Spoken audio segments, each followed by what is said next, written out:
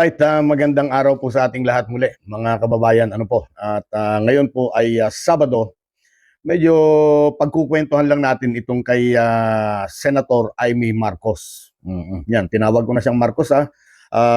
Yung mga loyalista diyan kay Amy, wag na po kayong magtampo. Okay, President Bongbong Marcos Jr. hindi na daw bababa sa pagka-presidente sa 2028.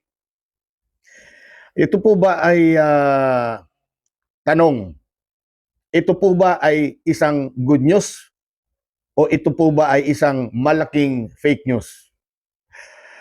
Ito naman talaga kasi itong si Manang Amy, ano? Oo, matapos nga pong mangyari ang kaguluhan diyan po sa Senado at hanggang ngayon ay iniimbestigahan pa kung ano talaga ang mga naganap at nangyari diyan, ano? Tila gustong i-divert ni Manang Amy ang usapan. Parang gusto niyang makalimutan na yung nangyari sa Senado at ito naman bago ang pag-usapan. Parang ganun eh.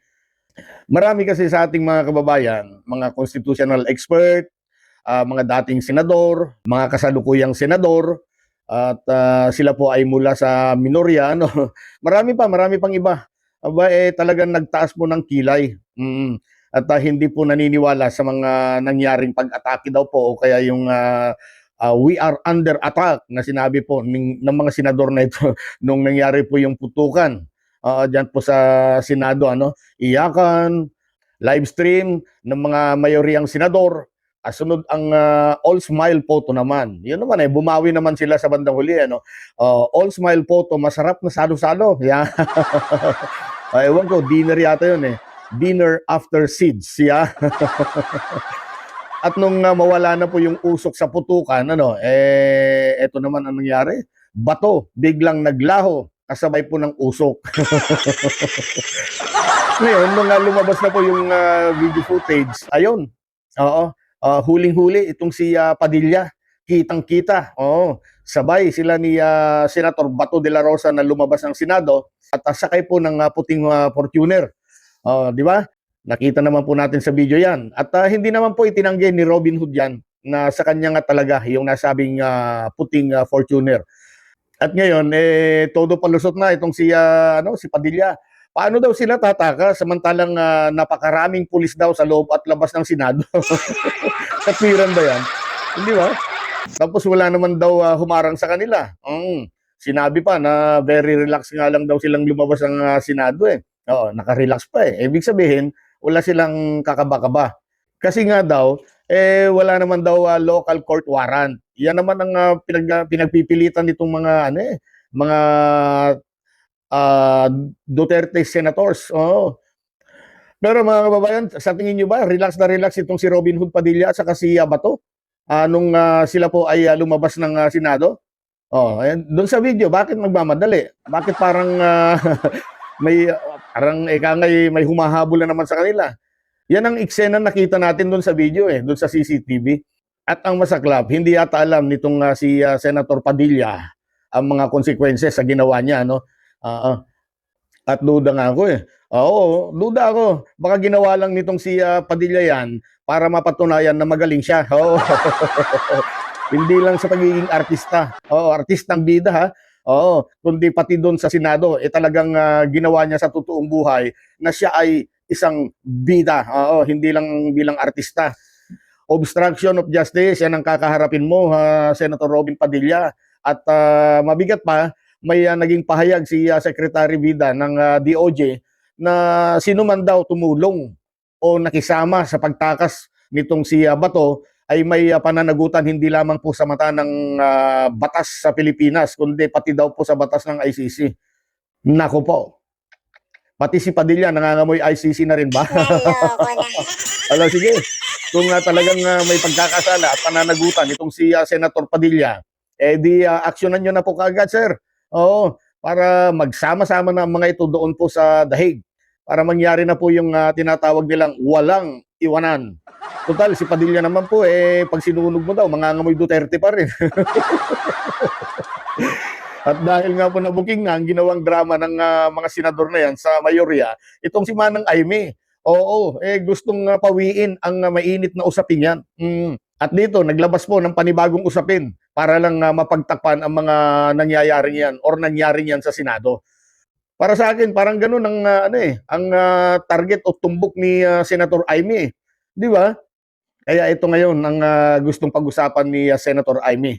Senator Amy, may ibinulgar. Ayan talagang lagi itong si Senator Amy may mga pagbubunyag o pagbubulgar ano. Oo, ibinulgar ni Senator Amy na no election sa 2028. 3 years extension kay PBBM.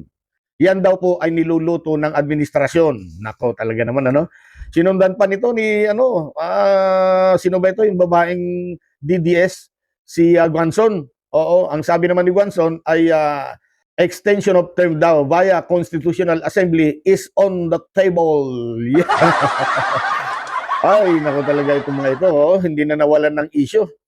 At ito daw ay option daw ng administrasyon or ni PBBM. Siyempre, pag sinabi mong administrasyon, si PBBM ang concerned dyan. Kung sakali daw na ma-quit o mapawalang sala itong si Inday Sara sa impeachment, diyan po nagagawin po diyan sa Senado. Tapos malamang manalo pa daw siya sa election sa 2028, kaya yan po ang ikinakasa ngayon ng administrasyon, yung Constitutional Assembly or CONAS. Pero yan naman ay kinontra ng mga ilang mambabatas natin na hindi alam kung saan nanggaling ang mga impormasyon na yan ni Amy. Sa totoo lang, para po sa mga nakakaraming Pilipino, matitinong Pilipino matitinong Pilipino, take note. Yan po ay umani ng positibong reaksyon. Para sa kanila, kung si Sara din lang daw ang susunod na Pangulo, aba edi kahit 6 na taon daw. Kahit 6 na taon pa daw ang itagal ni PBBM sa pwesto, suportado nila ang term extension ni PBBM. So, mga kababayan, yan ay patunay lamang na mas nakakarami pa rin sa mga Pilipino ang patuloy na nagtitiwala sa kakayanan ni PBBM at sa kakayanan niyang pamunuan ang ating bansa. At yan naman ay nakikita ng marami talaga. Ang pagsusumikap ng ating Pangulo, ang pagtatrabaho ng ating Pangulo, prioridad ang kapakanan ng taong bayan, lalong-lalo na po sa mga lubhang nangangailangan. Nangangailangan ng alalay, tulong mula po sa ating gobyerno. Kaya kung totoo man yung CONAS na yan, para ma-extend ang termino ng Pangulo, para sa aking personal na opinion, tama yung obserbasyon ng mga kababayan natin na kung si Sara din lang ang papalit bilang presidente ng bansa, nakikita naman natin na wala naman talagang, wala as in wala. Wala siyang kakayanan. Wala siyang kakayanan na pamunuan ng bansang Pilipinas.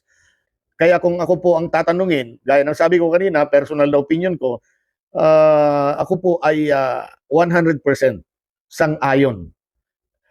Sang-ayon na magkaroon ng Constitutional Assembly at para ma-extend ang termino ni PBBM. Hindi na 3 taon, gawin na nating 6 na taon, isa pang termino na diretso.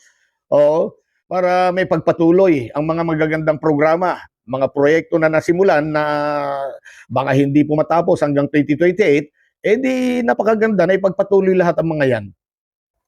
Pero ang pinakamahalaga sa lahat, may pagpatuloy ang investigasyon. Yan. Investigasyon sa malawakang korupsyon, lalong-lalo na po sa flood control. At iba pang mga korupsyon na patuloy pong nangyayari na lalong nagpapahirap po sa ating mga mamamayan kung saan tayo mismong mga nagbabayad ng buwis, ang nananakawan. Nalilimas ang kaban ng bayan. Nililimas po nitong mga korap na politiko at sila po ay patuloy na yumayaman samantalang tayo po ay patuloy na naghihirap. Ngayon, para sa tanong kanina, kung good news ba o fake news itong ibinulgar ni Senator Amy na may niluluto ang administrasyon na no election sa 2028. Para sa akin, fake news po yan. Dahil naringgan na po natin ilang beses po ang ating Pangulong Marcos na sinasabing bababa siya sa pwesto sa 2028. Pero kung mali ako, at dahil yan pala ay totoo, napakalaking good news po yan. Opo, mga kababayan, napakalaking good news po yan para tuloy-tuloy ang pagunlad ng ating bansa. Di ba? para tuloy-tuloy ang pag-unlad ng bansang Pilipinas. So para sa inyo po, good news po ba na ma-extend ang termino ni PBBM? Pa-comment naman po